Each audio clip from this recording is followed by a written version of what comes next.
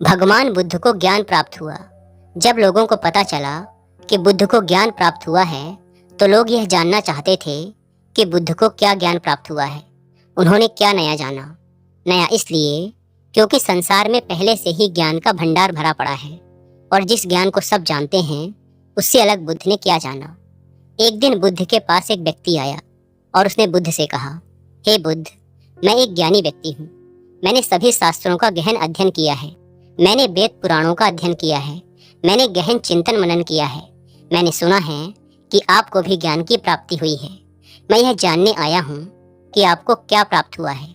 वह कौन सा ज्ञान है जिससे अब तक हम सब अनजान थे। आपको क्या प्राप्त हुआ है बुद्ध? उस व्यक्ति की बात सुनकर बुद्ध मुस्कुराए और बोले, मुझे कुछ भी प्राप्त नहीं हुआ है, बल्कि मेरे पास जो था वह भी चला गया। व्यक्ति ने कहा, आपसे क्या चला गया बुद्ध?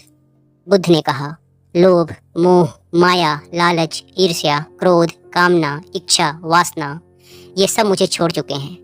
वह व्यक्ति बोला, फिर आपने क्या पाया बुद्ध? बुद्ध ने कहा, कुछ भी नहीं। इस पर वह व्यक्ति बोला, फिर लोग ये क्यों कहते हैं कि आपको ज्ञान की प्राप्ति हुई है? क्या आपने ज्ञान प्राप्त नहीं किया? बुद्ध मुस्कुराए और बोले, मैंने ज्ञान प्राप्त नहीं किया। ज्ञान तो सर्वत्र है, कण कण में व्यक्त है। उसे प्राप्त करने की आवश्यकता नहीं है। मैंने तो केवल अपना अज्ञान खो दिया है। अज्ञान खोने के बाद क्या बचता है? व्यक्ति बोला, अज्ञान ना होने पर तो सिर्फ ज्ञान ही बचता है। बुद्ध ने कहा, जब ज्ञान और अज्ञान दोनों ही ना बचें, तब क्या बचेगा? वह व्यक्ति बुद्ध के चरणों में गिर पड़ा और बोला, हे बुद्ध, इस स्थिति के बारे में तो मैंने कभी विचार ही नहीं किया। बुद्ध कहते हैं, मेरे पास जो कुछ भी था मैंने सब खो दिया।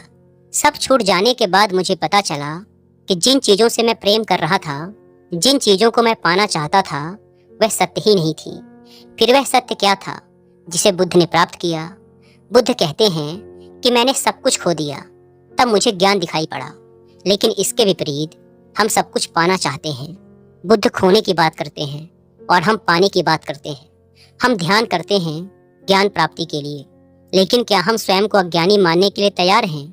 क्योंकि जो ज्ञानी है उसे ज्ञान प्राप्त करने की क्या जरूरत है, क्योंकि वह तो पहले से ही ज्ञानी है। और एक समस्या यह भी है कि हम अपने आप को ज्ञानी मानते हैं और ज्ञान भी प्राप्त करना चाहते हैं। भला यह कैसे संभव है? क्योंकि ज्ञान तो उसे ही हासिल हो सकता है जो अज्ञानी हो। पहले तो हम यही नहीं समझ पाते कि ज्ञान क्या है और अज्ञान क्या है। ध्यान से समझने का प्रयास करोगे तो पाओगे कि जिसे हम ज्ञान समझ रहे हैं वह अज्ञान ही है। हमारा ज्ञान ही हमारा अज्ञान है। उदाहरण के लिए, हमारा ज्ञान कहता है कि हम श्वास लेते हैं और जीवित रहते हैं, लेकिन अगर ध्यान से देखोगे और विचार करोगे तो पता चलेगा कि हम कभी श्वास नहीं लेते। श्वास स्वतः ही चलती है, क्योंकि अगर हम श्वास ले सकते और बंद कर सकते, तब हम कभी भी श्वास को बंद कर सकते थे और शुरू कर सकते थे। फिर कोई भी व्यक्ति मुर्दा ना होता। अगर मुर्दा होता तो मुर्दे भी सांस ले रहे होते। तब ये हमारा ज्ञान ही है जो कहता है कि हम सांस लेते हैं। धरती पर जब से मनुष्य आया है तब से अब तक मनुष्य एक ही प्रकार से चल रहा है। क्या आपने गौर किया? व्यक्ति गरीब हो या अमीर, सब में एक ही जैसी भावनाएं हैं। सब क्रोध भी करते हैं, सब प्रेम भी करते हैं, सब स्वार्थी हैं, सब लालची हैं, सब एक दूसरे से आगे भी निकलना चाहते हैं। इतिहास में बहुत बड़े बड़े राजा और सम्राट हुए जिन्होंने अपनी इज्जत बनाने और बचाने के लिए बहुत कुछ नष्ट किया, बर्बाद किया। लेकिन आज वो राजा और सम्राट नहीं है, उनकी जगह हम हैं। जो एक राजा या सम्राट करता है वही एक गरीब व्यक्ति भी करता है। वह भी अपनी इज्जत बचाने के लिए कुछ भी कर सकता है, किसी भी हद तक जा सकता है, कितना भी गिर सकता है, किसी की भी हत्या कर सकता है, किसी को भी बर्बाद कर सकता है और खुद के प्राण भी ले सकता है। और अंत में चाहे कोई सम्राट हो या कोई गरीब व्यक्ति हो, दोनों एक ही स्थिति में प्राण त्यागते हैं। एक सम्राट हो सकता है कि युद्ध के मैदान में अपने प्राण त्यागे, और एक गरीब व्यक्ति हो सकता है कि अपनी झोपड़ी के बाहर खुले मैदान में प्राण त्यागे। लेकिन प्राण निकलने में पीड़ा तो एक जैसी ही होती है। हजारों सालों से सब कुछ एक जैसा ही घटित हो रहा है, उसमें कोई बदलाव नहीं हुआ है, सिर्फ चेहरे बदल रहे हैं। फिर भी हम इतने ज्ञानी व्यक्ति हैं कि उन सब से हम कुछ भी नहीं सीखते। हम भी वही गलतियां दोहराते हैं जो पहले ही हो चुकी हैं, और उसका परिणाम भी हम जानते हैं। फिर भी उन्हीं गलतियों को बार बार करते रहते हैं। इसीलिए बुद्ध कहते हैं हम अज्ञानी हैं, क्योंकि जिससे हम अपना ज्ञान समझ रहे हैं वही ज्ञान हमें सत्यता से दूर रखता है। बुद्ध जिस सत्य की बात करते हैं, उन्हें जो सत्य प्राप्त हुआ या जो सत्य होता है वह ब्रह्मांडीय होता है। वह हर जगह, हर समय, हर स्थिति पर एक जैसा ही होता है, उसमें कोई बदलाव नहीं होता है। लेकिन हमारा जो ज्ञान है, हमारा जो सत्य है, वह परिस्थिति, समय और स्थान के बदलने पर बदल जाता है। एक सत्य जो भारत में सत्य है वो दूसरे देशों में असत्य हो जाता है। जैसे प्रेम और करुणा एक यूनिवर्सल सत्य है, ये हर जगह, हर स्थिति में एक जैसा ही होता है। ये हर जीवों में एक जैसा ही प्रकट होता है, चाहे इंसान हो या जानवर। जैसे एक माँ अपने बच्चे से प्रेम करती है, वैसा ही एक गाय अपने बछड़े से करती है। प्रेम जाति, धर्म और शारीरिक बनावट से परे है। इसीलिए बुद्ध प्रेम और करुणा की बात करते हैं। लेकिन बुद्ध जिस प्रेम और करुणा की बात करते हैं, हम उसे समझ नहीं पाते। प्रेम तो हम भी करते हैं, लेकिन क्या वास्तव में हम प्रेम करते हैं? एक पति कहता है, मैं अपनी पत्नी से बहुत प्रेम करता हूँ, लेकिन कुछ समय बाद वही पति अपनी पत्नी की हत्या कर देता है। अब यह कैसे संभव है कि जहाँ प्रेम था, अब उसकी जगह क्रोध ने ले ली?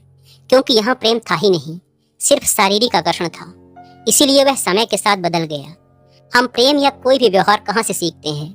यह हम अपने परिवार, आसपास के लोगों और समाज से ही सीखते हैं।